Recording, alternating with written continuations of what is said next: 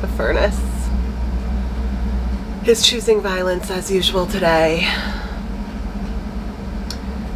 Whatever. Okay. Let's get the elephant out of the room right up front. I'm not a Gryffindor. I'm unabashedly and unarguably a Ravenclaw. I am textbook Ravenclaw. However, the first time we went to Harry Potter World at Universal Orlando, they were sold out of Ravenclaw merch, which is so rude. And I wanted to get a shirt to wear around the next day, so I did grab a Quidditch pattern, because here's the thing, just because I'm a Ravenclaw doesn't mean I can't be a fan of the greatest seeker in Quidditch, right? So I am not a Gryffindor. I am a Ravenclaw, and I am proud to be a Ravenclaw. However, we could still rock some Gryffindor merch, right?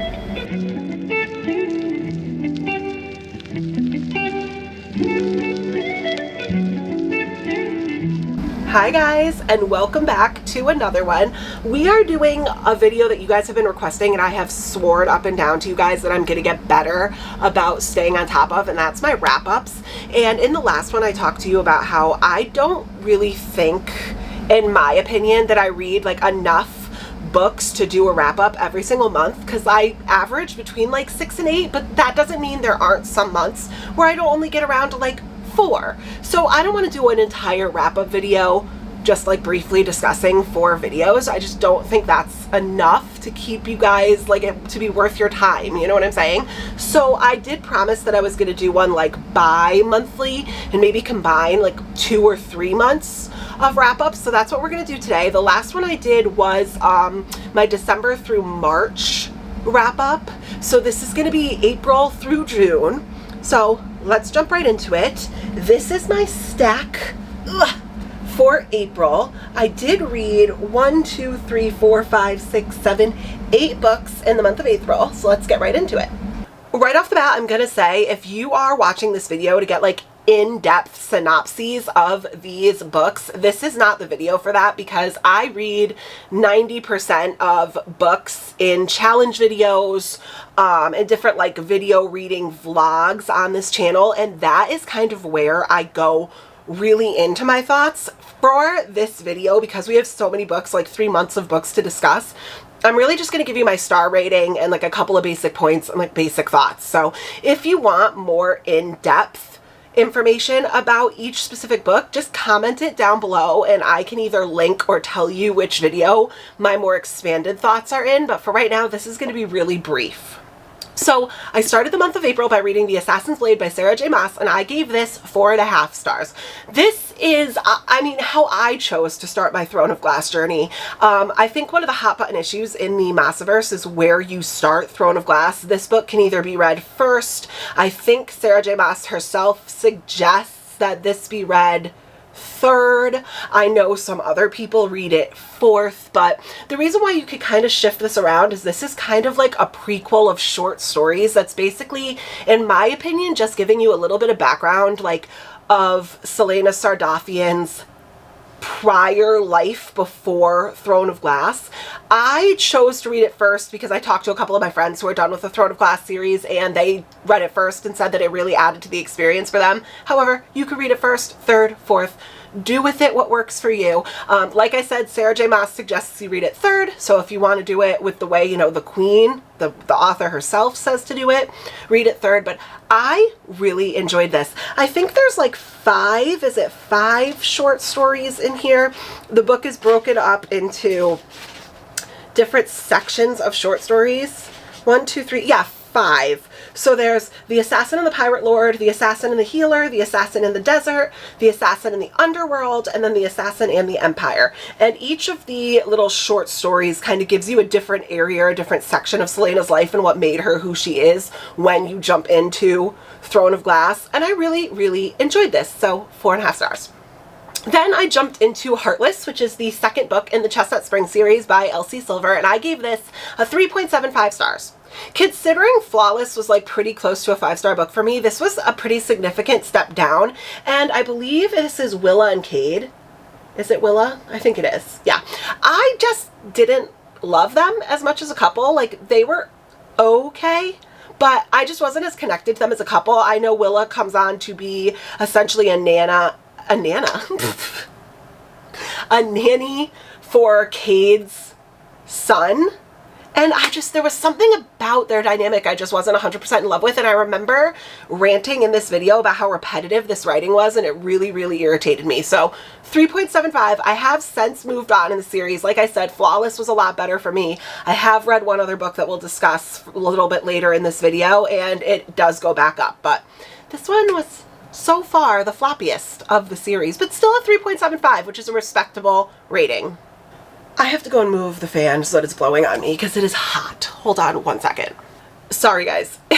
If you can hear the fan in the background, we're just going to have to deal with it because between pulling every single one of these books off the shelves and it being like 95 degrees here in Connecticut today, the fan is a non-negotiable. It just has to be blowing on me or I overheat. So I also have a double ear infection right now, which I talk about in my next vlog that's coming up, but I have a double ear infection right now and I'm on a large amount of antibiotics and I seriously think it's overheating my body and I may have a fever. We're doing awesome over here. Hot coffee probably isn't helping.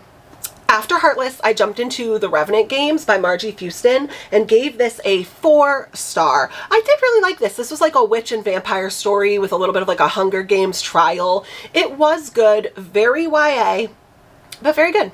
The next book I have such conflicting thoughts on, Fathom Folk by Eliza Chan. I don't know why I just blanked on her name, but this is the beautiful Illumicrate, I think. Yeah, Illumicrate edition of Fathom Folk. I read it on my Kindle, but I gave this a 3.5 stars, and it was difficult because I so appreciate the artistry and the writing in this book. Eliza Chan really knows how to write. However, a lot of this book was just so boring. This was like an Ursula retelling from The Little Mermaid. Definitely had like Little Mermaid vibes to it. I don't want to get too far into the details of the story because like I said, you could go down and you could watch the video that I really did dive into it and discuss this.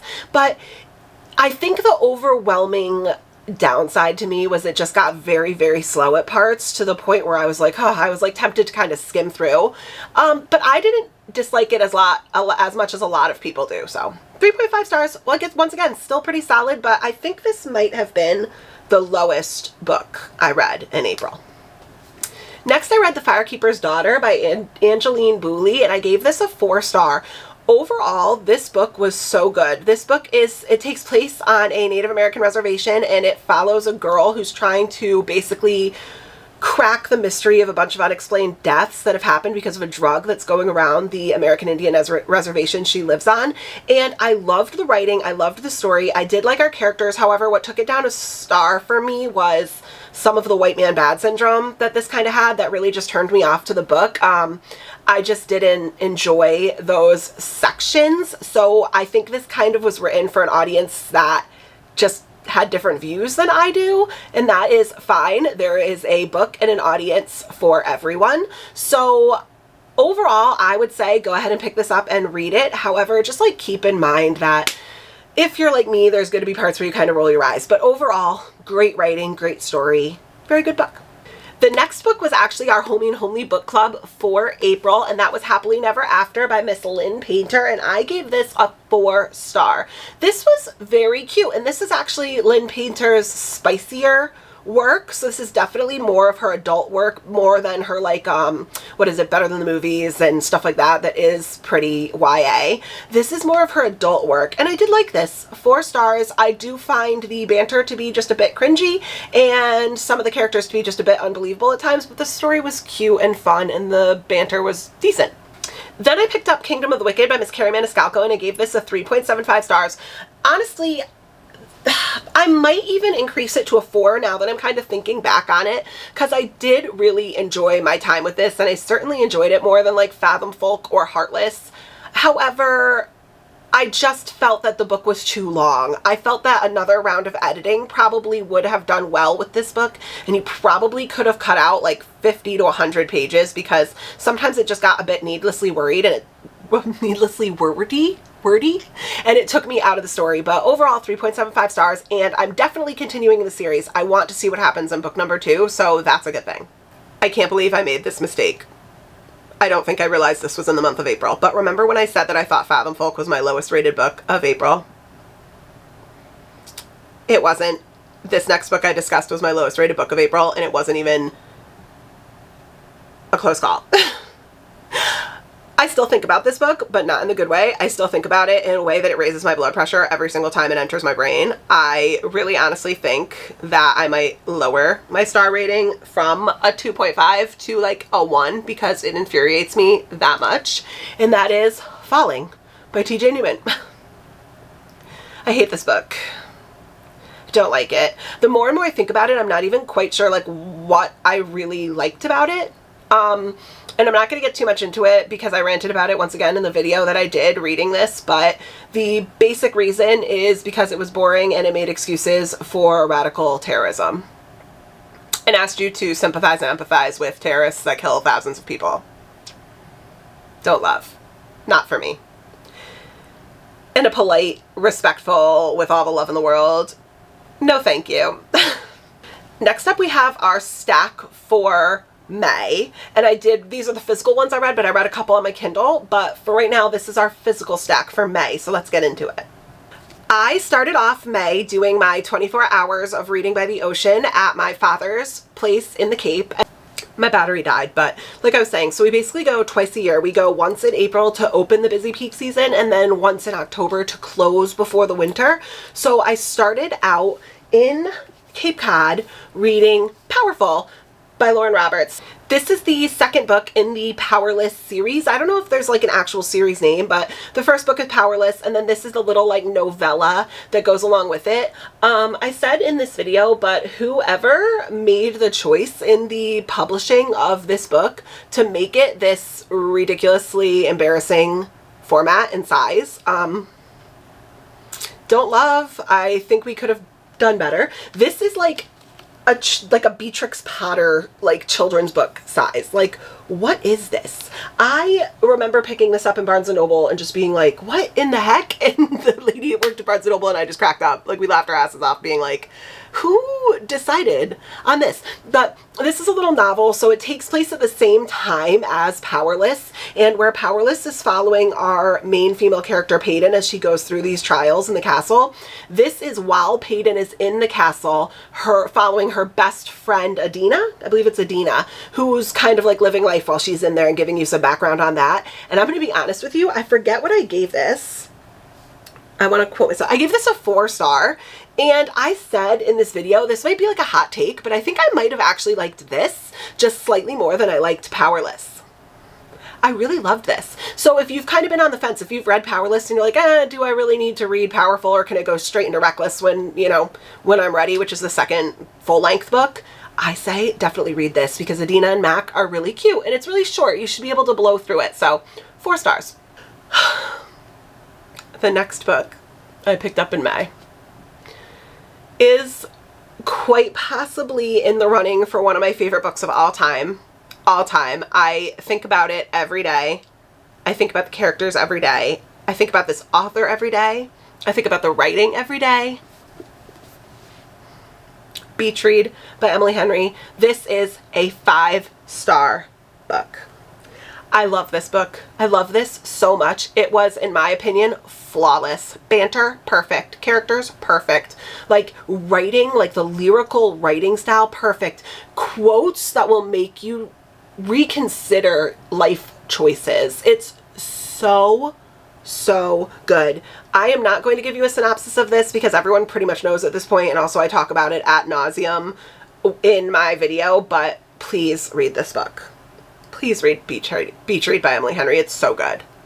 After Beach Read, I jumped into Swamp Story. This is just a silly, funny, mystery, over-the-top Florida man story, swamp story. I don't even know. Everglades, alligators, buried treasure in the swamp with crazy barefoot Florida people.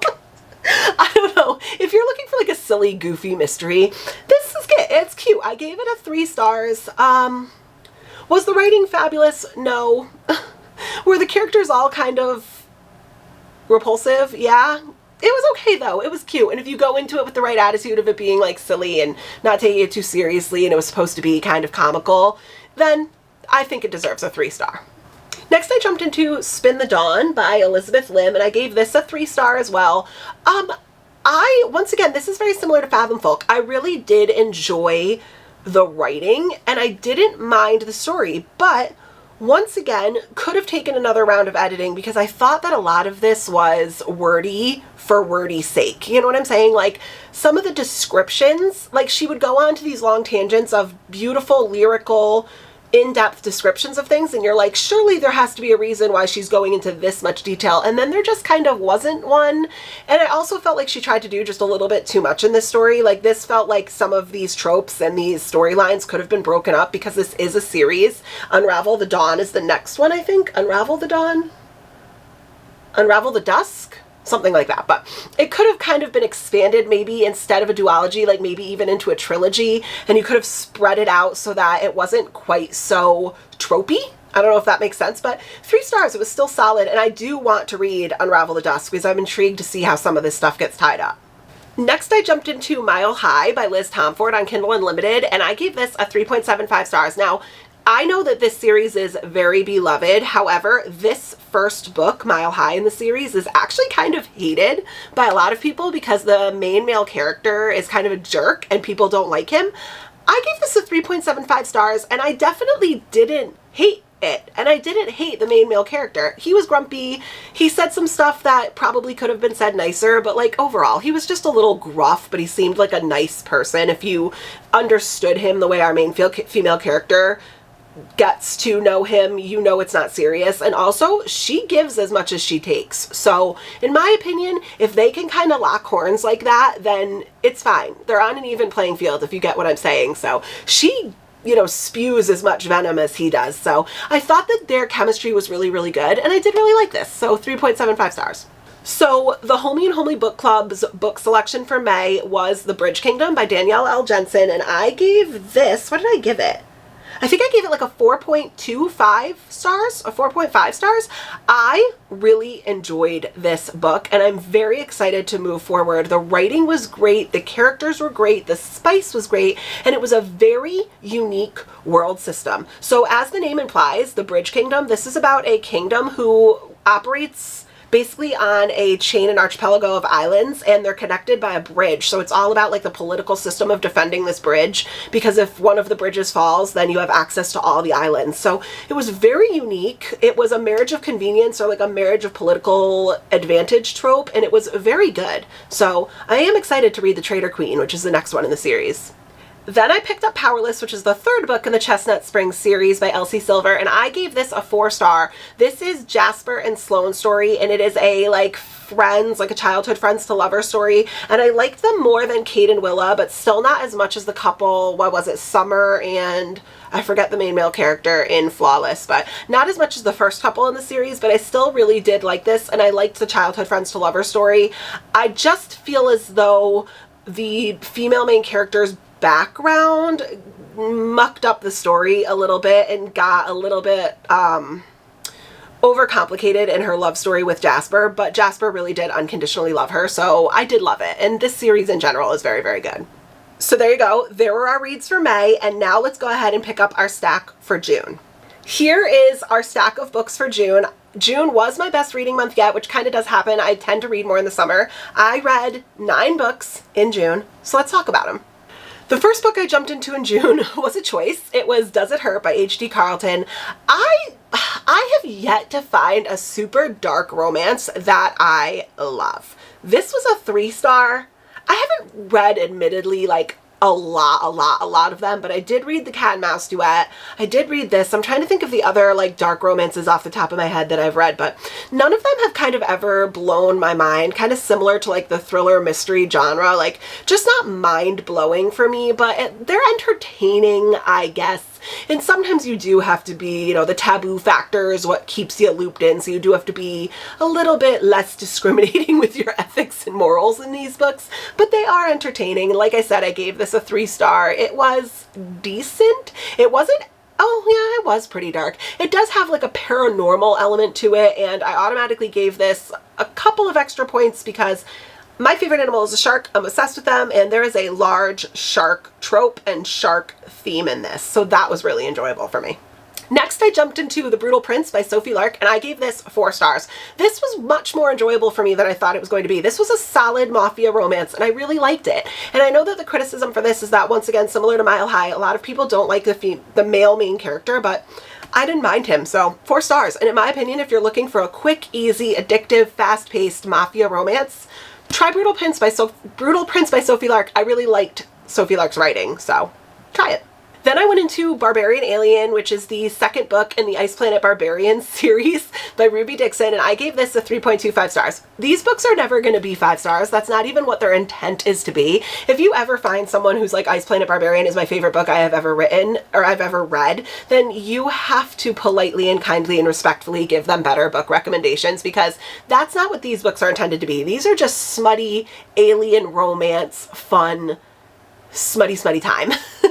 But I like it, and I can tear through this 300-page book in a day. So it's a good, fast read to kind of clear your brain between other reads and just suspend some belief and have fun with it. That's all you need. But if you do not like spice, don't go into these books, because you are going to hear about some alien anatomy that you're not going to enjoy. There's your warning. Then I picked up Heartless by Marissa Meyer and gave this a 4 star. Like I said in the video where I read this, this is a Queen of Hearts, like Alice in Wonderland retelling, and I have accepted that fairy tale retellings are just not always my favorite, especially because they are fairly typically, like the ones that I've read have been YA and just a little cheesy in my opinion, but the writing in this was great. I do think this is another book that could have been cut down a bit. I don't think it had a need to be, what was this, like 420 something, 430 pages. I think this could have easily been like a 350, 375 page book and would have been just fine, but the writing is great, the story is great, I did really like it, the world is very well developed as well, so I liked Marissa Meyer's writing. I've got to take a drink because antibiotics and ear infection are slowing me down here. I'm pushing through, and I have to be at like a 3-hour-long baseball game today. Lord help me. Okay. Next up is Heavenly Bodies by Amani Ariu. I gave this 4.5 stars, and this is a work of art. This is beautiful. Very cool, like zodiac celestial world.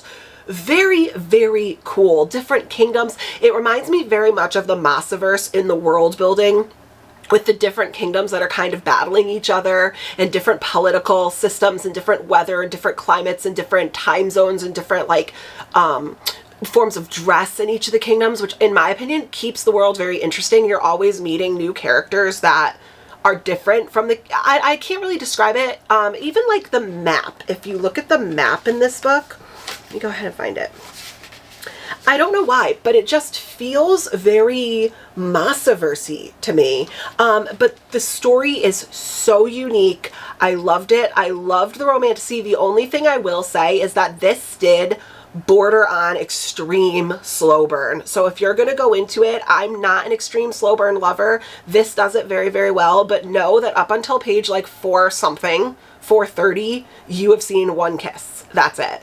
And the chemistry between the two characters is so good that you are like desperately wanting more. But the writing is fabulous, the story is fabulous, and you do not get bored, but definitely does border on extreme slow burn for me.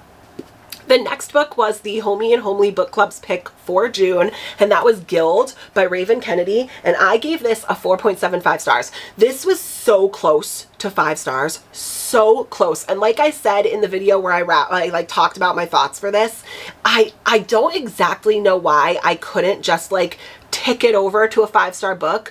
But when I read Beach Read, I knew without a shadow of a doubt when I closed that book, like 5 stars, don't even have to think about it, 5-star feelings, like held the book against my chest and like loved it and just knew. And there was something just slightly less for me about this book. So I think even though this was really close, it was a 4.75. But man, this is a King Midas retelling. So our main female character, Orin, was touched by King Midas and is now gold-plated. Very valuable. She is a concubine in the royal system, but she's the king's favored, which means she is only a concubine for the king, not for the nobility. And she ends up getting taken. I'm not going to say much more, but She is kept in a cage in the kingdom so that nobody else can touch her, and she ends up going on a quest and is taken. And I'm not going to say much more, but oh my god, this book has everything. Kingdom, amazing. Politics, amazing. War, flirtation, banter, and then at the end we're introduced to a new character who is Fae. Pirates. This book has everything, and I cannot wait to move on in this series. Pick this book up. Then I picked up Throne of Glass, which in my Throne of Glass in my Throne of Glass journey is going to be the second book in the series because I read Assassin's Blade first, and I gave this a 3.5 stars. It's not that I didn't like this, it just definitely was a bit slow for me. However, please keep in mind when you read this that Sarah J. Maas wrote this book when she was 16 years old, and you can definitely feel that in this writing. And I have been told over and over and over and over again that the series definitely picks up after this book / like Crown of Midnight. So I am moving forward. I love Sarah J. Maas's writing. However, this is definitely not the same Sarah J. Maas you're used to if, like me, you read ACOTAR first. And then last but not least, as a quick little read in the last 2 days of June, I picked up Opposites Attract by Camilla Isley. This was a book I had on my Kindle, and I selected it because we had to spin our author last name wheel during our TBR, and I got author with the last name of I, which was a little complicated, and this is the book I selected. It was fine. It was cute. I don't even remember what I gave this. I think I gave it a 3-star. It was fine. It was cute. It was a signing up for a dating app. These two, you know, rivals, their workplace rivals, kind of signing up for a dating app and then daring each other, like whoever could find their match first would get something. You know what I'm saying? And then they, you know how it ends. They end up falling for each other. It was cute. It was fine. I didn't feel the chemistry between the two of them. I thought it was very shallow, and this is a book that I closed it and I'll never think of again. But 3 stars, fine, perfectly fine. So there you have it, guys. Between the months of April, May, and June, I read 24 books. Am I second guessing myself now? Let's figure this out. 1, 2, 3, 4, 5, 6, 7, 8, 9, 10, 11, 12, 13, 14, 15, 16, 17, 18, 19, 20, 21, 22, 23, 24. I should not second guess myself, but between April, May, and June, I read 24 books. So like I said, averaging between 6 and 8 books, that does put me exactly at my average at about 7 books a month. But which of these books have you read? Which of these books did you like? And, you know, almost more importantly, which of these books did you not like? Did you disagree with any of these? If you have made it this far in the video, go ahead and comment the sun emoji for June, starting our beautiful summer weather, and then do all the things that you guys are so good at doing, like, comment, subscribe, and I will catch you in the next one. Bye, guys.